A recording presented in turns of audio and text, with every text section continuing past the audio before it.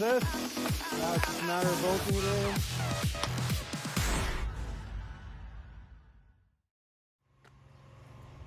Okay, it is officially day 13 and I am getting ready to put this thing into the bus. I've been working part-time still at my job, so this is day 13 of working on the bus, but I did have some parts arrive this last couple days while I was working.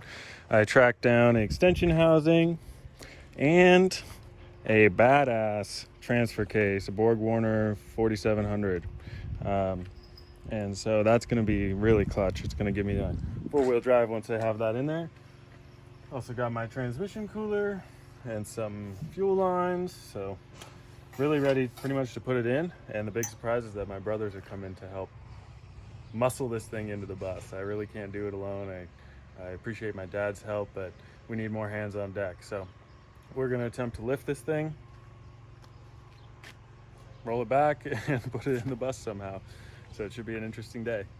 I'm gonna piece together a couple last things in the engine bay while I can still stand in there, and then it's gonna be fitting it in, getting it in there. Here we go. Okay, the crew has arrived. We got the brothers on scene, Papa, and we're gonna try to lift this thing into that engine bay. Everything looks like it'll line up as long as we can actually get it up and over. So there goes nothing. Yeah. Move the motor this time, we're using a home-built A-frame with a chain hoist. This is ideal because it fits outside the fenders of the bus, so we can roll it right up into position.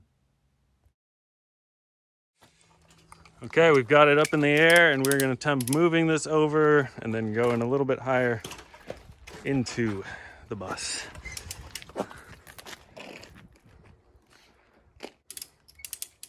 Let's bring it up, Danny. Let's check the height. How high can we get it? I'm scared.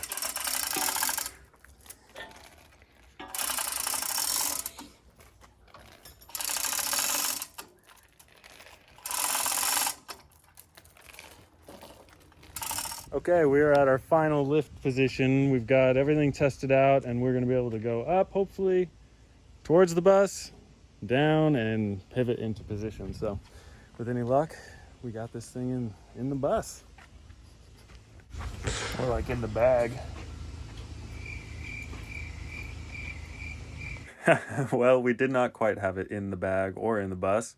As we went to lift, we realized it couldn't lift quite high enough for how tall the nose of the bus was. So plan B. I am currently letting the air out of the tires so that we can get this thing as low as possible to help with our lift situation. So not gonna go to flat, but we're getting there.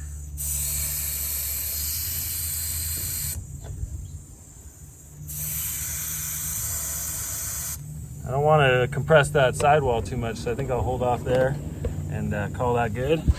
And then here we've changed up our lift points. I added my lift bracket so that we can get a better angle and more height out of this thing. So we'll see if that does the trick. So we picked up the motor again and we swiveled it into position. And in order to get it close enough, we had to turn it 90 degrees, lift the transmission snout up and over, and then rotate it back and then tip it back down and underneath the cowl of the bus. So I was crawling all over, we were muscling this thing back and forth, and then we started to lower it into position. Dun dun dun dun! All right, it is in place. We wrestled it and tried to get it in there, and it took a lot of finagling, but we got it. And ironically, there's a ton of room in this engine bay, but it's still hard to do with a big V8 engine. Yeah. So good job, you guys. Now it's just a matter of bolting it in, and one day it'll be running. Hey, bye-bye, old V8. Did a good job. Time for your new life.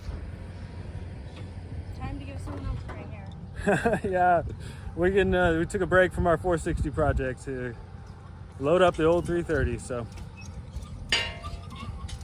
wishing it well. Yeah, thank you. Hope it works out well. I'm looking forward to seeing that 78 on the road again.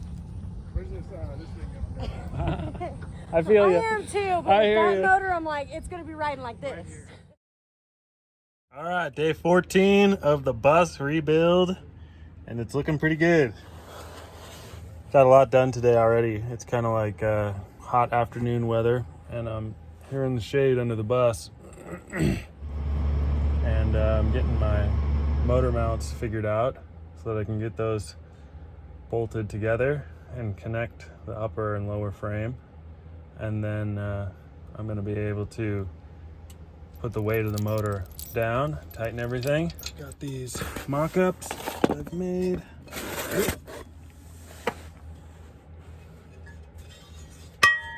Moment of truth. Let's see if I can do it one-handed.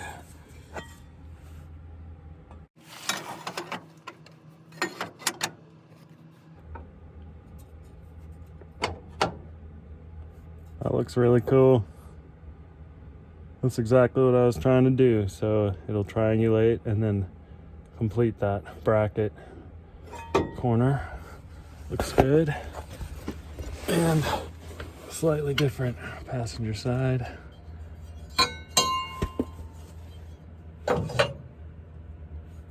Cool. So that corner is excess and that top corner.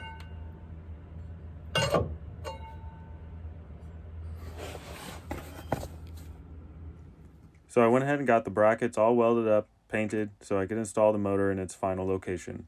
It was a perfect setup, and then I got the hood back on with my brother's help before they had to leave town. I really appreciated their help, and it's the first step, really, in trying to get this thing on the road.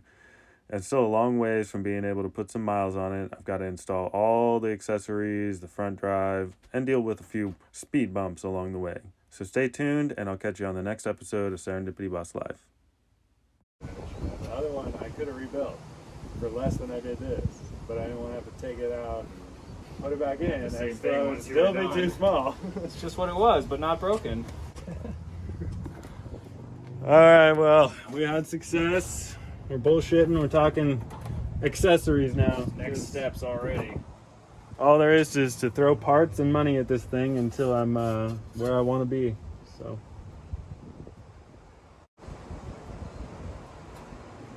Cool. Cool.